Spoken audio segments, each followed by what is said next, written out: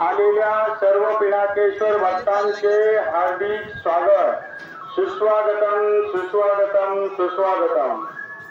भाविकांना विनंती आहे, कृपया दर्शन रांगेचा वापर करा। दर्शन रांगेत गर्दी करू नका। आपल्या सर्वांचे दर्शन होईल याची विश्वस्त मंडळ काळजी घेत आहे। दर्शन रांगेत जाण्यापूर्वी आपले नारळ बाहेर फोडून घ्या। मंदिराच्या परिसरात नारळ फोडण्याची सक्त मनाई आहे। कृपया ज्या भक्तांना नारळ